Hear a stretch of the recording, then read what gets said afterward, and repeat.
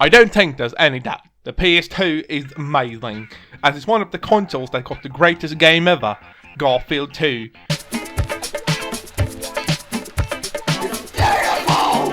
But it could also play DVDs like Mad Max Beyond Thunderdome.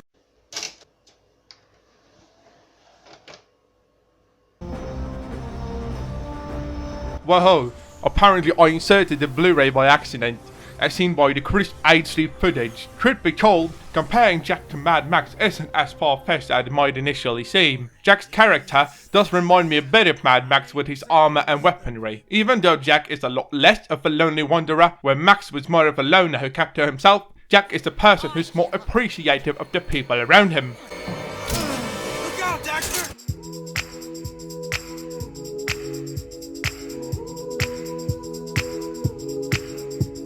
Especially considering he's accompanied by his talkative bandicoot throughout the entire series. Man, those babies sure stuffed their faces. We saw one gulp a load of kangaroos not too long ago. Stupid rats! They just sat up! Dexter. This little dude was once a human, but a bot he got in the first game led to some weird results. Man, that stung! I told you we shouldn't have come here, and you listened!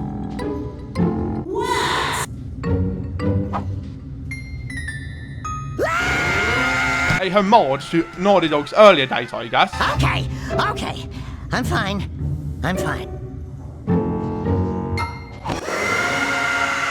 But yeah, he turned into a rat who's been exposed to some nasty stuff. Either that or the water was very, very cold and had way too much food coloring. Or everyone here sniffed too much bath salts. Don't point at East, man, I'm telling ya, that shit got some nasty side effects. Anyway, Jak 3 is a good game, as in actually quite good in its core. And while it isn't a game I can see myself coming back to anytime soon, I'm sure I'll remember it as something I found immensely satisfying to overcome. I even completed it 100% apparently, even though I left all the eggs behind. However, there are several instances where the game drags on, or at least feels like it. The structure of the game is brilliant, making the most out of the hardware, resulting in next to no load time. And this comes again as the environments of the world intertwine through the missions. Creating exciting worlds is something Naughty Dog has always been good at, as well as making engaging stories. Even in the early days with their Crash series, while they were small games, they had a narrative relative to the journey's goal. Some nice context as to why you, a little fucking stupid bandicoot, gets to run around and break crates. Nevertheless, why Jak 3 especially feels like it drags on at times is largely due to the layered objectives. Dead Space 1 is also guilty of this, that you need something like a kettle, but oh damn, first I need a shroom, but oh damn, first I need a fucking shroom to put in the kettle, but then I need to find a tree, but it's so high up on the tree and I need to chop it down, but to chop it down I need an axe, and to get an axe I need to make it up, so then I need some sticks and stones, that kind of stuff. But in Jak 3's favour, these are all objectives relative to the character's goals and ambitions, to save the world from an unknown entity of dark eco, as it's called. Yeah, this game's a little edgy, but more in the cool kids kind of way. Your family is getting dissed. Your mummy is a cow and your daddy's on the wanted list.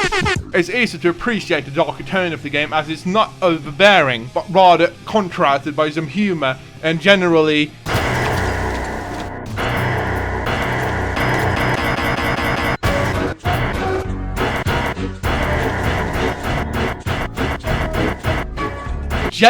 fun gameplay. Oh, and also that dark eco, that's the drug that turned Dexter's home address into a hamster wheel. Now, the story is actually very, very good. Now, you should have played Jak 2 to play this, but Jak 2 is pretty difficult, so I didn't finish it.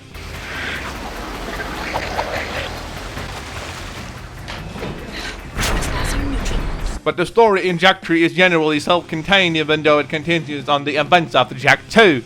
But these are told through some flashbacks and continues, so catching up on stuff isn't exactly difficult. Plus, on the plus side, playing Jak 3 might even spark some interest to actually play Jak 2, as you'd probably be intrigued to see the events leading up to Jak 3. I can say I certainly am, but then again, while I am intrigued to see the story come full circle and all, I'm not exactly compelled by the frustration this game brought me at times.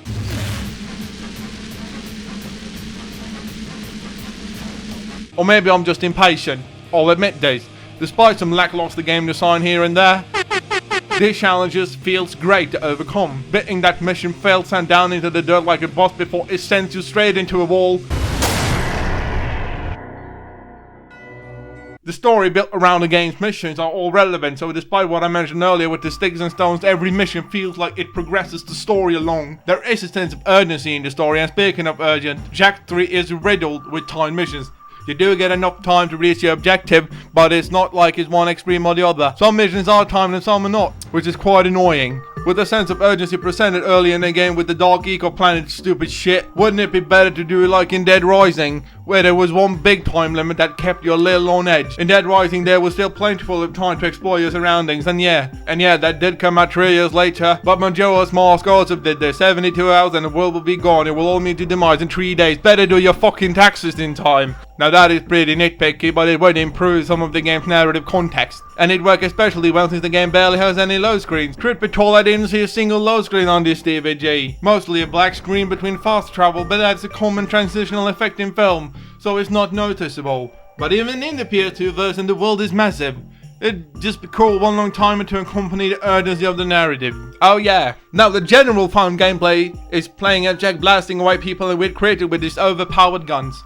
Don't lie, you did this throughout most of the game. But it can also spin and punch. Also, Jak stays playable for a total of 10 minutes or so throughout the entire game. So that's cool, I guess. But along with this, there are jetboard sections, usually accompanied by rings. Ringwing is Philosopher's Stone on PC with like a fucking game back. These are usually just an annoyance at most, as are the vehicle sections. Now, a large portion of the game is spent driving around in the desert. And this is where my initial Mad Max feel came in. Driving around in the desert and bouncing into kamikaze bandits.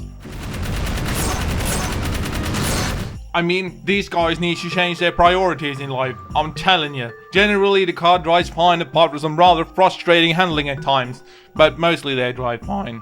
It does get kind of annoying though when you turn and the friction leads to you to turn just a little sharper regardless of when you release the analog stick.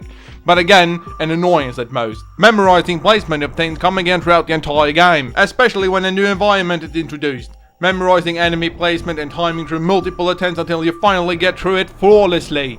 At least this was the case for me. But I mean, I like the Order 1886, so my video game knowledge might be questionable. I like my games to be a breeze, which this game isn't. But with these missions as mentioned, comes a lot of variety in the game's environment. Now this is probably my favorite part of this game, the amount of variables of the different locales you get to explore. And in any game really, while variety in gameplay isn't something I care much as long as the core mechanics are solid and satisfying, variety is alpha omega to me. And this is where Jak and Daxter bring some real challenges to its, at the time, main competitor, Ratchet and Clank. Especially consider Jak 3 takes all place on one planet, one big world with many variables, as opposed to many small worlds to traverse. The world feels like the world where what you see and the objective you partake in belong there, with some exceptions, while we hacking. Thankfully, these gimmicky missions are very few. I only counted 3.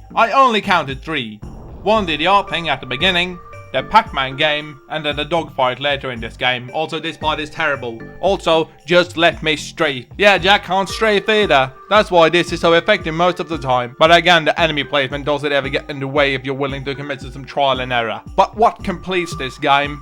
What makes it come full circle and turns into a DVD disc? Well, factories, but figuratively it is the game's character. All the characters are great. Lip sync is top notch. Intercept those bad boys and give them hell. Who knows? You might even get a few toys for your effort. Why does it sound like you're leaving out the dangerous parts? And the edge is just outright charming in this game because it's not stupidly corny. These characters aren't brooding, angsty teenagers. They're all energetic and encouraging about the ambitions of each other. It also helps that Daxter is always here to accompany Jak with some sarcasm. This is gonna be fun. Yeah, remind me when to laugh.